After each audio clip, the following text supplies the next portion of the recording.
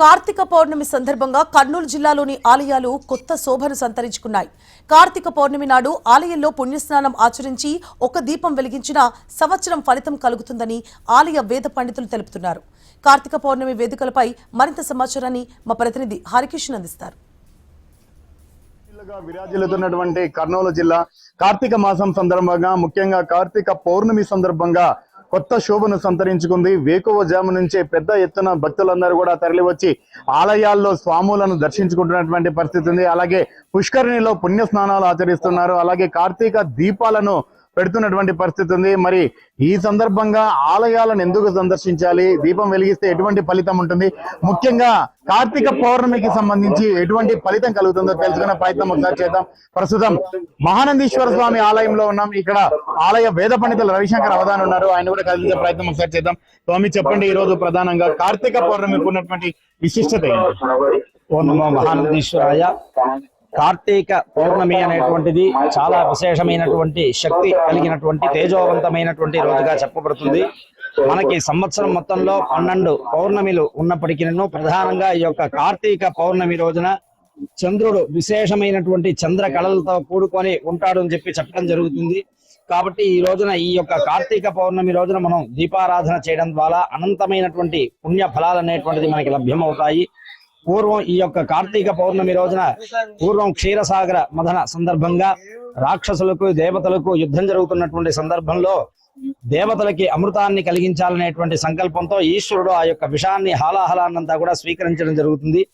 ఆ రకంగా ఆ యొక్క స్వీకరించినటువంటి హాలాహలం కంఠం దగ్గరికి వచ్చేటప్పటికి పార్వతీదేవి తన భర్త అయినటువంటి ఈశ్వరుడికి ఎటువంటి అపవాదం జరుగుతుందని చెప్పి భయపడుతూ అగ్నిదేవుణ్ణి పిలిచి ఈ యొక్క విష భయం అనేటువంటిది, విషం వల్ల నా పతికి ఎటువంటి అపకారం జరగకూడదు, అట్లా జరగకుండా ఉంటే గనక ఈ యొక్క కార్తీక పౌర్ణమి రోజున నేను నీ అగ్నిని ఒక తోరణంలాగా వెలిగించి దాని కింద నేను ఈశ్వరుడు ఇద్దరు కూడా దంపతి సమేతంగా మేము ప్రదక్షిణ చేస్తాము, తద్వారా లోక ఉపకారం జరుగుతుంది, కాబట్టి నా పతికి ఏమి కాకుండా చూడు అని చెప్పి అగ్నిని ఆదేశించడంతో ఆ యొక్క అగ్నిదేవుడు అహాలాహలం శరీరంలోకి వెళ్లకుండా గొంతులోనే నిలబడేట్టుగా చేస్తారు.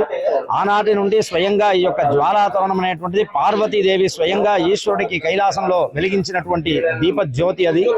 దాన్ని కొనసాగింపుగా మహర్షులు, దేవతలు, ఇప్పుడు మానవులమైనటువంటి మనం కూడా కార్తీక పౌర్ణమి రోజున ఈ యొక్క జ్వాలాతోరణం వెలిగించడం, అట్లాగే దీపం వెలిగించడం ఇవన్నీ కూడా చేస్తూ ఉంటాము. ఈ కార్తీక పౌర్ణమిలో వెలిగించేటువంటి ఆ దీపం వలన గాని మనం చూసేటువంటి జ్వాలాతోరణ దర్శనం గాని విశేషమైనటువంటి ఫలాల్ని కలగజేస్తాయి. మరోవైపు మనం అంటే మానవులకు సంబంధించి జ్వాలాతోరణం దర్శించుంటే ప్రధానంగా మహానందిలో నిర్వహించేటటువంటి మీరైతే జ్వాలాతోరణం నిర్వహిస్తున్నారు, దాన్ని దర్శించుకుంటే ఎటువంటి ఫలితం కలుగుతుంది? మనకి జ్వాలాతోరణం అనేటువంటిది విశేషమైనటువంటి గుణగణాలతో కలుగుతున్నటువంటిది. ఎందుకంటే ఈ రోజున కృత్తికా నక్షత్రంలో చంద్రుడు సంచరిస్తాడు. పౌర్ణమి రోజున కృత్తికా నక్షత్రం అనేటువంటిది అగ్ని నక్షత్రం, జ్యోతి నక్షత్రంగా చెప్పబడుతుంది. అటువంటి అగ్ని నక్షత్రం ఉన్నటువంటి రోజున వెలిగించేటువంటి దీపం అనేటువంటిది చాలా శక్తివంతంగా ఉంటుంది. అందులో ప్రధానంగా మనకి మన భారతదేశంలో ప్రధానంగా నంది మండలంగా చెప్పబడేటువంటి మహానంది క్షేత్రము, నందీశ్వరుడు జన్మించిన క్షేత్రము. ఈశ్వరుడు యొక్క ప్రమథ గణాలలో ప్రథముడుగా ఉన్నటువంటి వాడు నందీశ్వరుడు.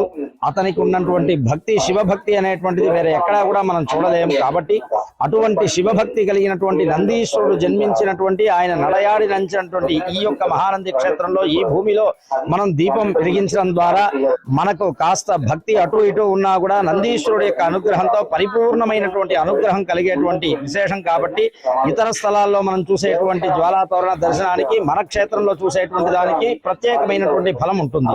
చివరిగా చెప్పండి స్వామి, మామూలుగా సంవత్సరం అంతా కార్తీక దీపం వెలిగించలేని వారు, అలాగే ఆలయాల సందర్శన చేయలేని వారు ఈ రోజు ఈ కార్తీక మాసంలో ఏం చేస్తే బాగుంటుందంటారు? అంటే ఈ యొక్క కార్తీక పౌర్ణమి అనేటువంటిది చాలా ప్రధానమైనటువంటిదిగా మనం చెప్పుకుంటూ ఉన్నాము. స్కాంద పురాణంలో ఈ యొక్క కార్తీక మాసం గురించి, కార్తీక పౌర్ణమి గురించి ఎంతో ప్రత్యేకంగా వివరించి ఉన్నారు. మనం ప్రతిరోజు కూడా దైవ దర్శనం చేయడం, ఇంట్లో దీపారాధన చేయడం ఇవన్నీ కూడా చేస్తూ ఉంటాము. కానీ కార్తీక మాసం 6 బయట దీపాలు వెలిగించాలని చెప్పి మనకి శాస్త్రం చెప్తుంది.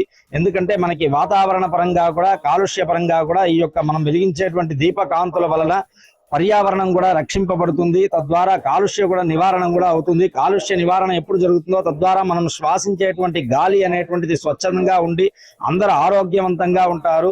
అటువంటి ఆరోగ్యాన్ని కలిగించేటువంటి శక్తి ఈ యొక్క రోజుకి ఉంటుంది. ఎందుకంటే ఈ రోజు వచ్చేటువంటి తిథి గాని నక్షత్రము గాని అవన్నీ కూడా కలయికతో ఉండేటువంటి రోజు కావడంతో ఈశ్వరుడు కూడా తేజోవంతంగా ఉంటాడు. తెల్లవారుజామున మనం సూర్యోదయాత్పూర్వమే స్నానం చేయడం, దీపం వెలిగించడం, ఈశ్వరుణ్ణి అభిషేకించడం, దీపారాధన చేయడం, అట్లాగే సాలగ్రామ దానాలు చేయడం, తులసీదేవిని అర్చించడం, ఇవన్నీ కూడా ఈ రోజు చేయడం వల్ల వచ్చేటువంటి పుణ్యం అనేటువంటిది అచంచలంగా ఉంటుంది. ధన్యవాదాలు స్వామి. సో మొత్తానికి మాత్రం కార్తీక మాసం దీపం వెలిగించడం, పుణ్య స్నానం ఆచరించడం ఒక ఎత్తు అయితే, కార్తీక పౌర్ణమి రోజు ఒక్కరోజు ఆలయ దర్శనం చేసిన అలాగే దీపం వెలిగించిన ఆ ఫలమంతా కూడా నెల రోజుల ఫలమంతా కూడా కలుగుతుంది. అలాగే సంవత్సరం అంతా వెలిగించకపోయినా ఆ ఒక్కరోజు వెలిగించినటువంటి ఫలం కలుగుతుందని చెప్పేసి ఆలయ వేద పండితులు చెప్తున్నారు. మరోవైపు నందీశ్వరుడు జన్మించినటువంటి ప్రాంతంగా ప్రత్యేక గుర్తింపు పొందినటువంటి మహానందిలో జ్వాల తోరణాన్ని దర్శిస్తే చాలు సకల జన్మల పాపాలన్నీ తొలగిపోతాయని చెప్పేసి కూడా ఆయన చెప్తున్నటువంటి పరిస్థితి అయితే ఉంది. కెమెరామెన్ పవన్తో హరికిషన్, విషయం టీవీ, మహానంది.